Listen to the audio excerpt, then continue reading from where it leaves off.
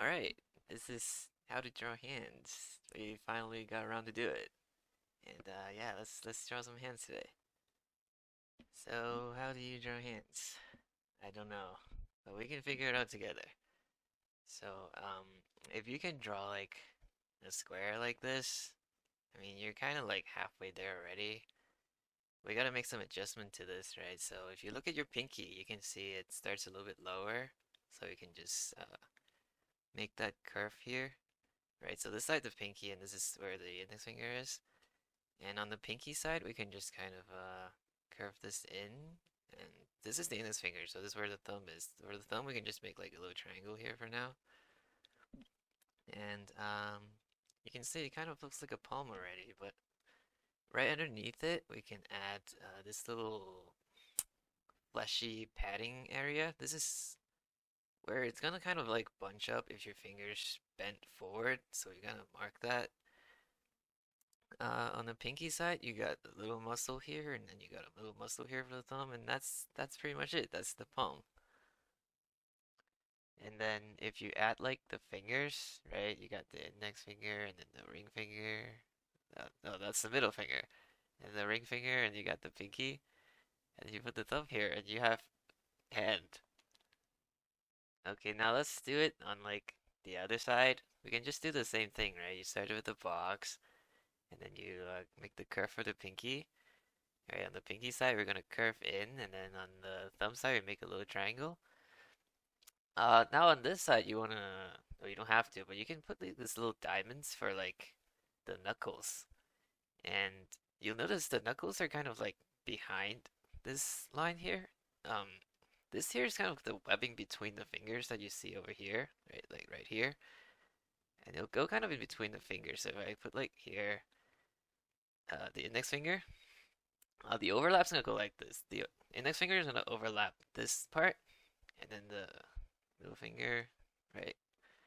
The webbing comes behind the fingers from this view. That's what I'm trying to say, right? And you have a hand from the back view. Now, obviously, things are in 3D, so you can't just draw everything like a piece of paper. If you were actually drawing a hand, that looks that looks stupid as fuck. So we gotta try to do it in 3D. And it's actually not as hard as you might think, so we can just try, right? If you put like this initial square in like a little perspective here, and we make that the curve here the same thing, the triangle here, and we just make it thick, right? Like that. And yeah, that's there you go. That's in 3D. And one thing I like to do is just kind of make like a little mark for where each finger comes out, just a little mark here. And the fingers themselves are just like little cylinders, right? That's terrible, but we'll try to do it better here. Right, the index finger.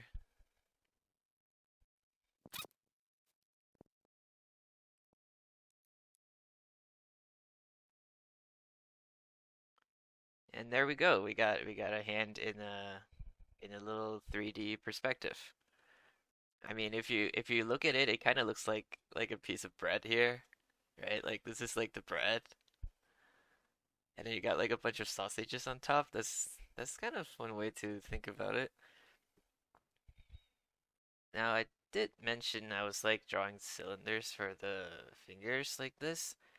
Um, and it works, but one thing I like to do is to actually think of them more like boxes on top. Like this here is like more flat. If you look at your fingers, kind of like that. It's the top is a little bit flat. Now the bottom is it can stay round like this.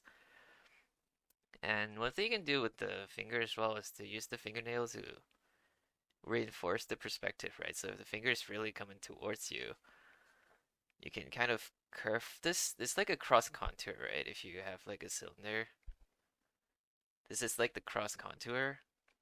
You can do the same thing with the fingernail, right? And the reason why I like to use the flat boxes for the top of the finger is because it just makes it easier when you're like trying to bend the fingers, right? Like if you're using cylinders and you're trying to like bend this finger forward and you're like not sure what's going on, where to bend it, but if it was flat, then it's like you just know, right? Because if you look here, it's just gonna bend right here, right? So this is gonna come forward, right, like that, and then the other one, and then the bottom will bunch up together, right? And it just makes sense when you think about it that way. I like doing this way. Okay, and then you got like the thumb, which is only two joints, right? It only has like this here and then this here, and the bottom is like this whatever the fuck that is. So the first section of this thumb, you can think of it just kind of straight, but the top is like it's like giga curved like this.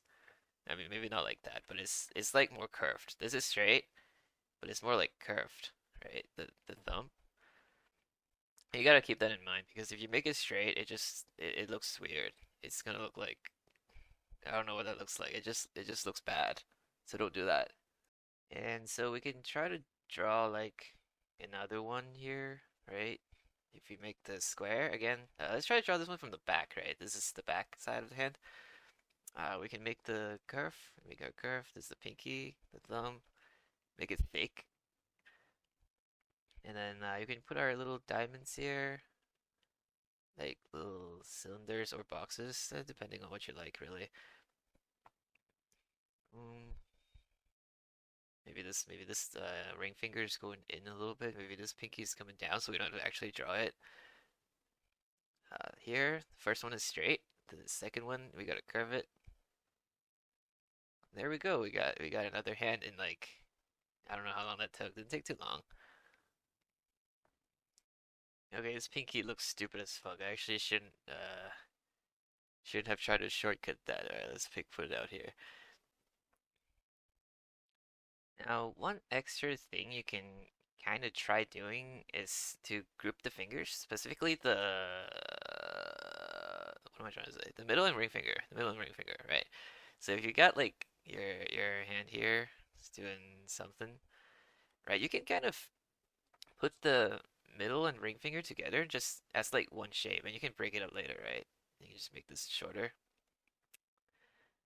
And it's like a nice little shorthand. It doesn't it's not like realistic, but for some reason it just looks okay. Like it looks like it works.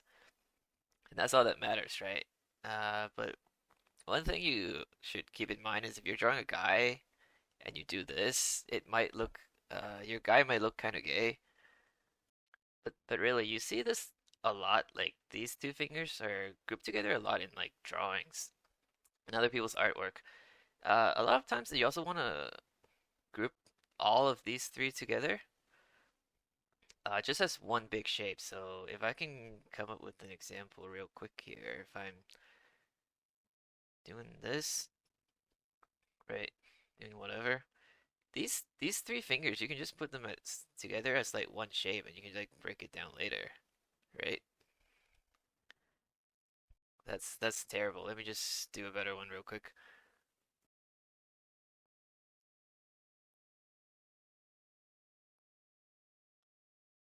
Right, you see how these three little guys here are just like together, like one big little shape. And then you can just break it up, like say the middle finger is gonna be taller, right? It's gonna be like this, like a little zigzag here, and that's it. That's one way to make things easier for your life. Or one thing that some people like to do is like they do the same thing, but they kind of break this pinky up to like just a little bit offset the pinky, right? If I do this, you can see it still works, right? But it has like a different energy to it. Or you could just if you extend this pinky, you got Spider-Man. Alright, so I'm drawing some hands in the background because that's the only way to get good at drawing hands or anything else really is to do a lot of it. So that's what I'm doing now. I'm doing a bunch of drawings in the back. A lot of it is reference, like I was like staring at my own hand while drawing it. Not all of them, but like at least half of them were. And that's what you should do too. You should God bless you with two hands. You can draw with one of them, and you should draw the other one. No, you should look. What the fuck? You should look at your hand with one, and then draw with the other. Yeah. And if you feel like you suck right now, uh you probably do, and that's okay. I suck too. We all suck. Me, you, your mom, we all suck. It's okay. But we can suck less, right? Every time we practice, we suck a little bit less, and that's a better goal than trying to get good, I think, because if you're trying to get good, it's kind of a moving goalpost that you might just never reach, because whatever you think is good right now, by the time you get there, it might not be good anymore. So you're gonna be depressed forever. So yeah, you should try to suck less instead. And just to close this one out, I just want to say that first video that I made actually has 1 million views now. And I'm like, oh, that was not on my bingo list before. But the reason why I like don't really make a lot of videos is because it really was supposed to be like a one-time thing. I didn't think it was gonna pop off anyway. But also I have like really bad nasal allergies. I don't know if you can hear it, but like it's hard to talk and like breathe in a way that doesn't fuck with the mic. I'll do it now. It's just so you can hear what it sounds like if I like sniff my nose. Right? It's like super annoying. I have to like control it. And you can probably tell just from watching this video as well, I'm like suffering the whole time while I'm speaking. But I think I got it under control now. I can try to make more videos. You can let me know if you want to see anything from me. I'm not really like a teacher kind of guy. I'm more about the shit post. So yeah, I'm thinking maybe I can make some funny videos instead.